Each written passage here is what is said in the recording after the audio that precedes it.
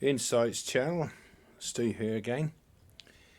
Today I'm going to read to you from my book Enoch Insights. And God willing, within about 3 months I'll come out with it, Enoch Insights Book 2, which will be based on the second book of Enoch, or the Secrets of Enoch. But today I'm going to read you from chapter 8 of the book of Enoch. And this starts off talking about the fallen angels from before the flood, of what they were teaching people to do. So this is chapter 8, the book of Enoch, or from my book, Enoch Insights. And the leading fallen angel's name was Azazel.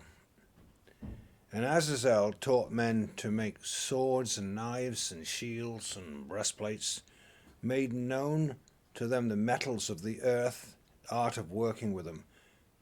Now for the women, bracelets and ornaments, use of antimony, the beautifying of the eyelids, and all kinds of costly stones, and all colouring tinctures.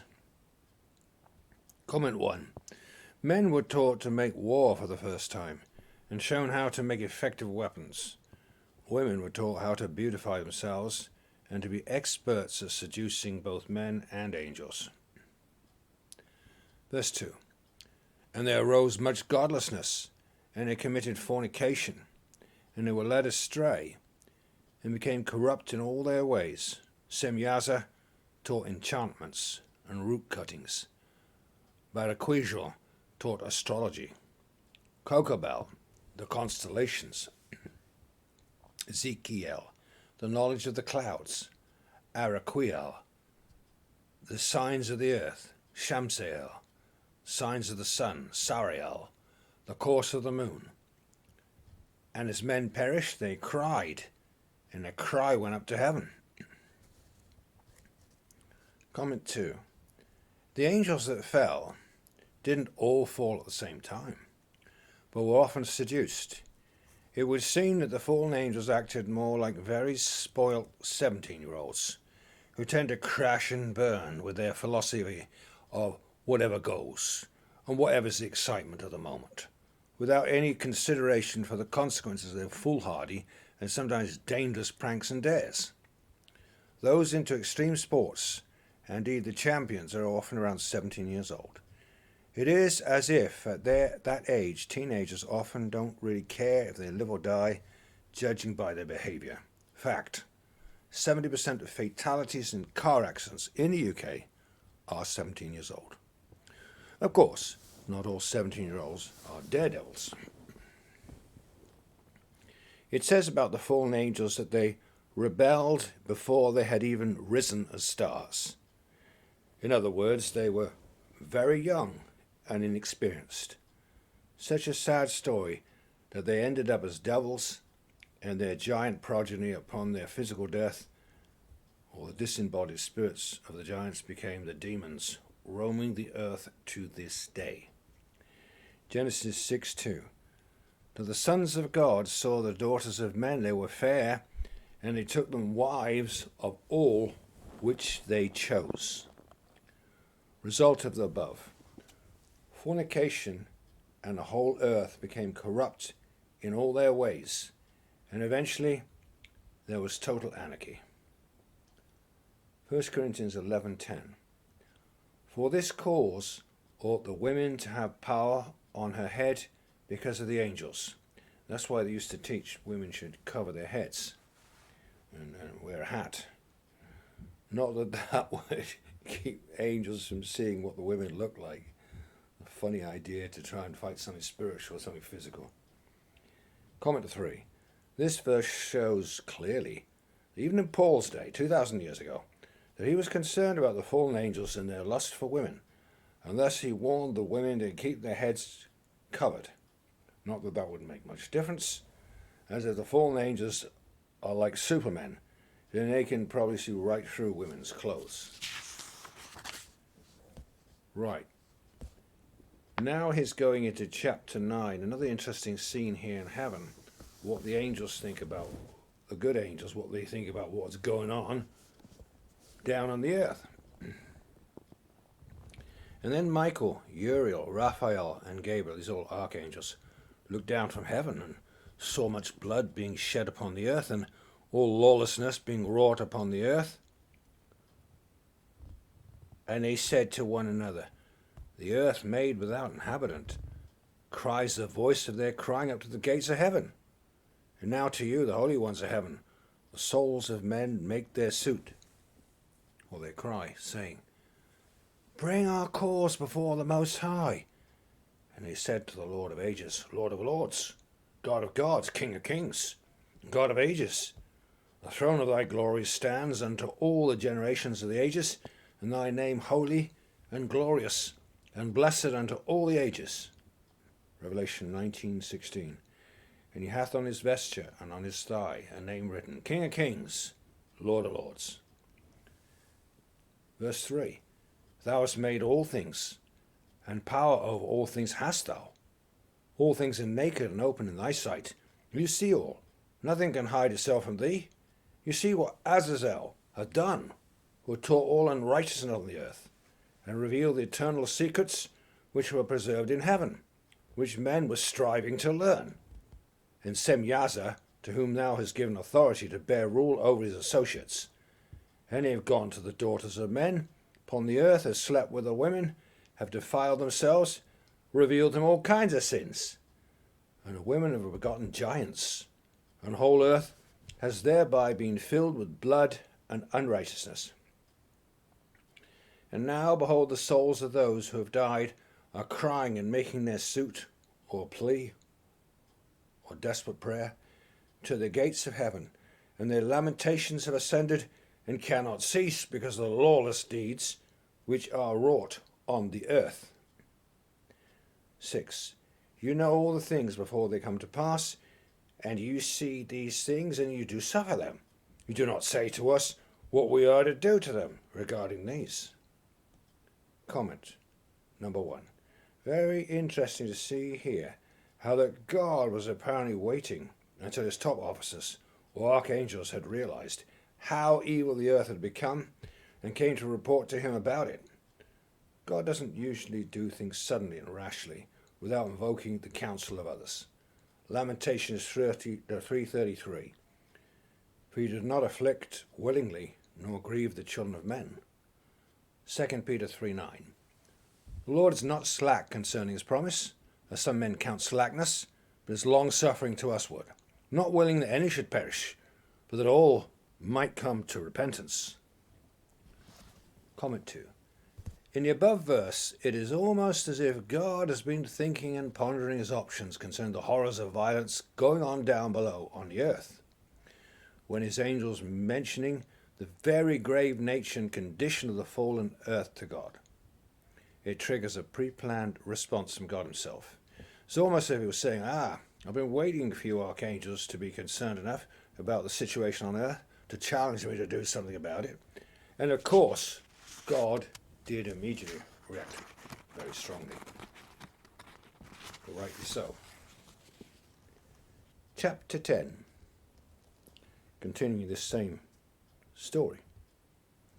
Then said the Most High, the Holy and the Great One, spoke, and sent Uriel to the son of Lamech, and said to him, Go tell Noah, and tell him in my name, hide thyself. Reveal to him the end that is approaching, that the whole earth will be destroyed, and a deluge, great flood, is about to come upon the whole earth. I'll destroy all this upon it. Genesis 6:11. The earth also was corrupt before God, and the earth was filled with violence. Genesis 6:12. And God looked upon the earth, and behold, it was corrupt, for all flesh had corrupted his way upon the earth. Genesis 6:13. And God said unto Noah, The end of all flesh is come before me, for the earth is filled with violence through them. And behold, I'll destroy them with the earth. Jubilees 5:19. And all those who corrupted their ways and their thoughts before the flood, no man's person was accepted, save that of Noah alone. Verse 2. And now instruct him that he may escape, and his seed may be preserved for all the generations of the world. And again the Lord said to Raphael, Bind Azazel hand and foot, cast him into the darkness, make an opening in the desert, which is in Dudael, and cast him therein, place upon him rough and jagged rocks, cover him with darkness, and let him abide there forever. Cover his face, that he may not see light. Jude 1:6. And the angels which kept not their first estate, but left their own habitation, he reserved in everlasting chains under darkness, under the judgment of the great day. Comment 1. Concerning verses 1 and 2, go to Noah.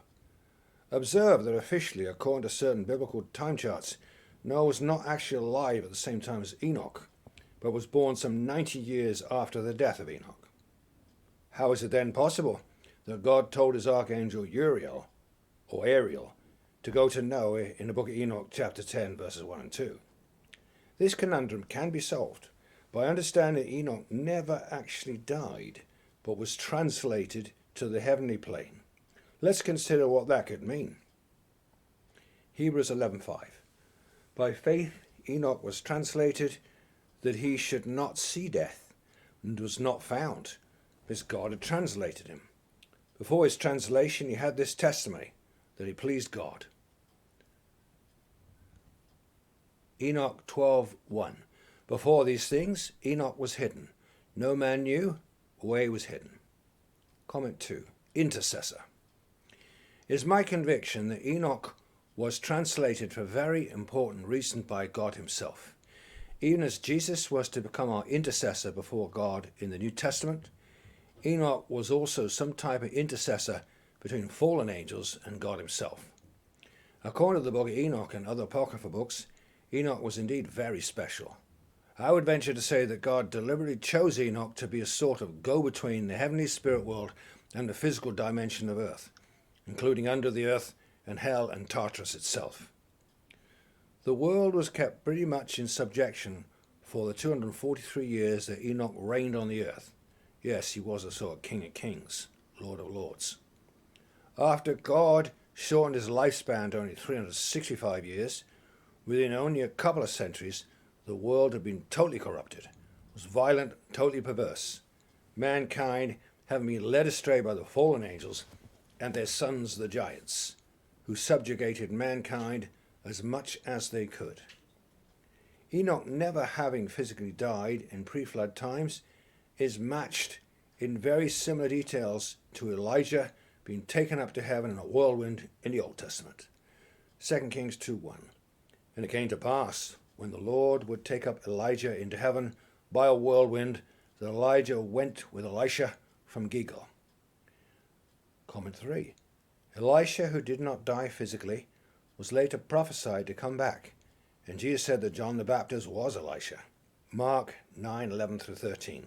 With that in mind, it makes more sense that Enoch could have indeed been a go-between the spiritual realm and the physical.